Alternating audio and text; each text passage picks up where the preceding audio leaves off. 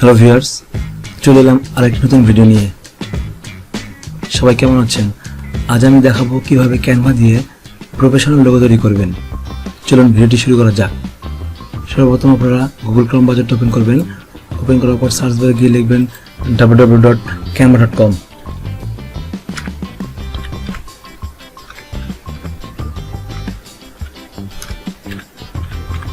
Enter দিবেন। Enter দেওয়ার পর আপনাদের মধ্যে এরকম ইন্টারফেস শো করবে।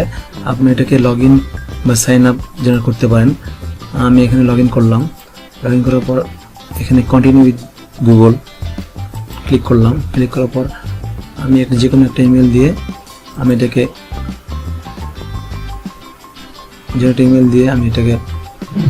লগইন করলাম। এখন আপনার মধ্যে এরকম একটা ইন্টারফেস শো করবে। এখন এখানে আপনি খুব সহজেই প্রফেশনাল লোগো তৈরি করতে পারবেন। সর্বপ্রথম ডান দিকে ক্রিয়েট ডিজাইন এখানে ক্লিক করবেন। ক্লিক করার পর এখানে লিখবেন লোগো। আমি এখন বর্তমানে আপনাদের ইউটিউব লোগো তৈরি করে দেখাবো। এই জন্য লিখবো ইউটিউব, YOUT। দেখেন ইউটিউব লিখতেই আপনি চলে আসছে ইউটিউব চ্যানেল লোগো। এটাতে ক্লিক করবেন। ক্লিক করার পর আপনাদের মধ্যে এরকম একটা ব্ল্যাঙ্ক পেজ শো করবে। আপনারা চাইলে বাম দিকে যে বিভিন্ন ধরনের টেমপ্লেটস দেখতে পাচ্ছেন, এগুলো থেকে এডিট কাস্টমাইজ করতে পারবেন। আমি আপনাদেরকে প্রথমে ব্ল্যাঙ্ক পেজে দেখাচ্ছি কিভাবে করতে হয়। ব্ল্যাঙ্ক পেজে করার জন্য আমি প্রথমে ব্ল্যাঙ্ক পেজে এখানে ক্লিক করব।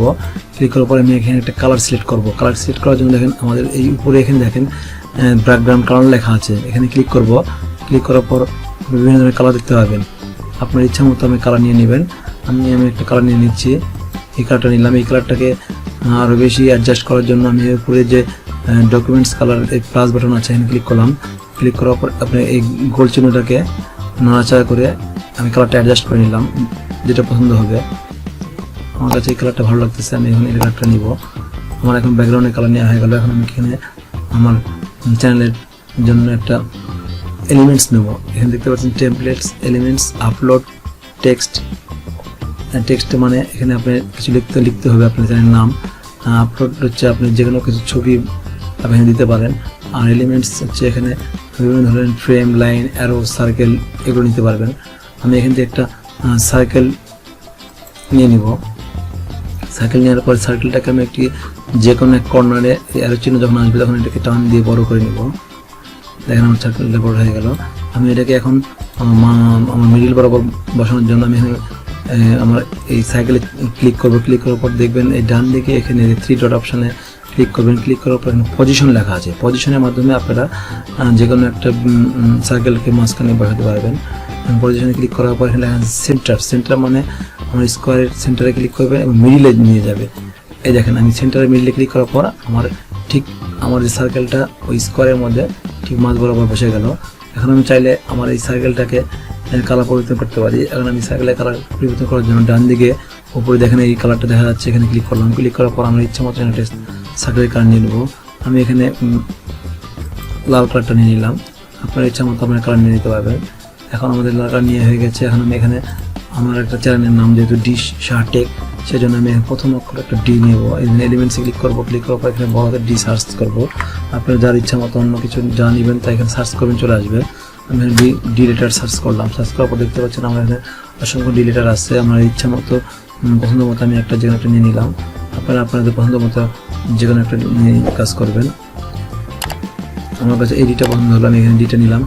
নেওয়ার পর আপনার এডিটরকে ছোট করব। ছোট করার জন্য আপনার ডান দিকে যে কোনো একটা বৃত্তে ক্লিক করার পর অ্যারো চিহ্ন আসবে। এই অ্যারো চিহ্নটাকে কম বেশি করলে ছোট হয়ে যাবে। দেখেন ছোট হয়ে গেল।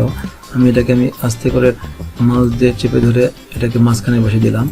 এখন আমার চ্যানেলের জন্য নাম লাগবে। নামটার জন্য আমি এখানে টেক্সট ক্লিক করব। ক্লিক করার পর অ্যাড এ সাব হেডলাইন এখানে ক্লিক করব। ক্লিক করার পর আমার চ্যানেল নাম লিখবো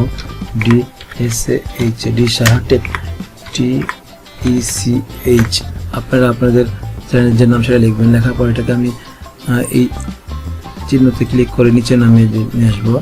নিচে নামার পর আমি লেখাটাকে ছোটো করার জন্য উপরে দেখবেন মাইনাস আর প্লাস বাটন আছে। প্লাসে দিলে বড় হবে আর মাইনাসে দিলে ছোটো হবে। আমি এখানে মাইনাস ছোটো করে নিলাম। ছোটো করে নেওয়ার পর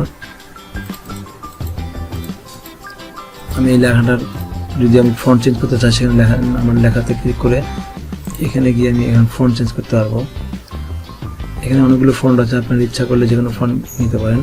আমি যেহেতু আমার ভিডিওটা লং হয়ে যাচ্ছে, এখন যে কোনো একটা ফন্ট নিয়ে আমি আপনাকে দেখাচ্ছি। আমি এই ফন্টটাকে চুজ করলাম, চুজ করার পর আমি আমার ফন্টের কালারের জন্য আমি এখানে এই লেখা আছে টেক্সট কালার, এখানে ক্লিক করব। ক্লিক করার পর আমি এখানে যে একটা কালার নিয়ে নেব। দেখা যাচ্ছে আমি হলুদ বা হোয়াইট কালারটা নিলাম। নেওয়ার পর আমি এটাকে আরেকটু নিচে নামাবো দেখাশোনার জন্য। এই যে ক্লিক করলাম। ক্লিক করার পর আমি এখানে ডিটা যদি আমি কালার চেঞ্জ করি সেক্ষেত্রে আপনার আমার এই ডি লেটারে ক্লিক করার পর এখানে একটা ব্ল্যাক কালার দেখতে পাচ্ছেন। এখানে ক্লিক করার পরে আমি ইয়েলো কালার দিয়ে দিলাম। এখানে আমার লেখাটা একটু উজ্জ্বল হলে দেখাচ্ছে। এখন আমি এটাকে মাঝখান বরাবর দিয়ে দেবো আর ডি শার্টেরটাকে একটু বড় করে দেব। দেখেন খুব সহজে আমার একটা প্রফেশনাল লোগো তৈরি হয়ে গেল। আপনারা চাইলে বিভিন্নভাবে বিভিন্ন কালার ইউজ করে আপনারা খুব সহজেই ক্যানভা দিয়ে প্রফেশনাল লোগো তৈরি করতে পারবেন। এখন এটাকে সেভ করার জন্য ডান দিকে আমি শেয়ার, উপরে যে শেয়ার লেখা আছে এখানে ক্লিক করব। ক্লিক করার পর এখানে ডাউনলোডে ক্লিক করব। ক্লিক করার পর আবার ডাউনলোড লেখা আসবে, এখানে ক্লিক করব। তাহলে আমার এই লোগোটা ডাউনলোড হয়ে যাবে। একটু ওয়েট করেন, দেখেন আমার লোগোটা ডাউনলোড হচ্ছে। ডাউনলোড হয়ে যাওয়ার পর আমি এখন এখানে ক্লিক করার পর ওপেন করে দেখবো আমার লোগোটা কেমন হয়েছে। দেখেন খুব সহজে খুব সুন্দরভাবে আমি একটা প্রফেশনাল লোগো তৈরি করে ফেললাম। আপনারাও ধীরে ধীরে কাজটা করবেন, কাজটা করে অনেক সুন্দরভাবে লোগো তৈরি করতে পারবেন। আমি আজকের মতো এখানে শেষ করছি। সবাই ভালো থাকবেন। আর আমার চ্যানেলটা যারা এখনো সাবস্ক্রাইব করেননি তারা সাবস্ক্রাইব করবেন এবং পাশে থাকা বেল আইকনটি অন করে দেবেন। আর আমার চ্যানেলটি লাইক এবং শেয়ার এবং কমেন্ট করতে ভুলবেন না। ধন্যবাদ, সবাই ভালো থাকুন।